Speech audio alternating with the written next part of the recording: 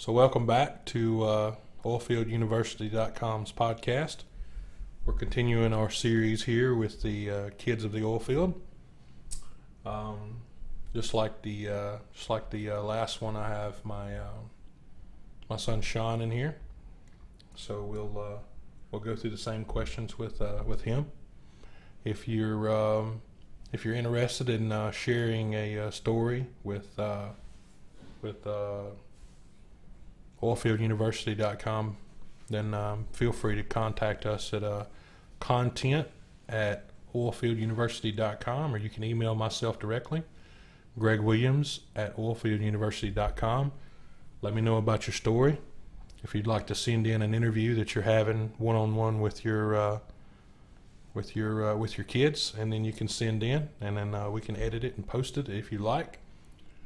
So yeah, let's get down to the interview. So Shawn, how old are you? I am 11 years old, and I have. You know this is not a confession, right? So you can speak normally. I'm sorry. So how old are you? I'm Yeah, it's 11. taking a little while to get the bugs out. 11. Yeah, you're Yeah, 11. All right, cool. I'm 11. So what kind of grades you got in school? Yeah, I know the answer to this already, but this is just for our listeners. There's a lot of uhs there. I really don't know. Yes, you do know. In fact, I can tell you what they are right now. You have a few A's, you have a few B's, you have a few C's, and you have a D or so, which is not actually that bad, but you could be better.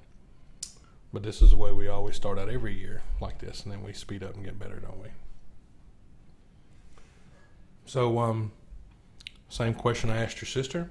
So what's it like having a dad that's in the oil field and gone for most of your life? Well, my answer is usually kind of like the exact same as Macy's. It's like, it's hard, but it's not hard at the same time. Yeah. What's the hardest part about it?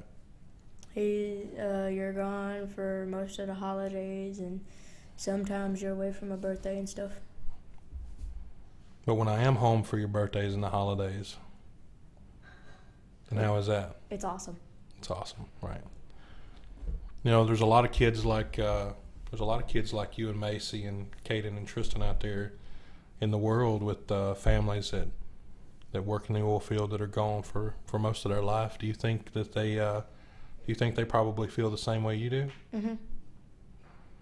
Yeah. You do miss things, but you also, the times that you are together, you make those just as good or better, depends. So how many people do you think is in the oil field where you're from? In the little small town where you live, how many people do you think is in the oil field? Say little, medium, or big? Very little. You think very little people? Macy seems to think that there's more people who works in the oil and gas in your hometown.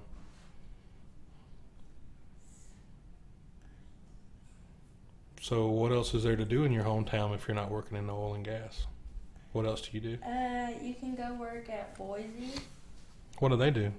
They deal with lumber and wood and stuff. Timber. Mhm. Same. So if you didn't work at Boise, where would you work? There's a lot of jobs, but not that much people. So you think there's more jobs than there are people? Not really. So you think that there's more people than there are jobs? Yeah. That sounds more like it.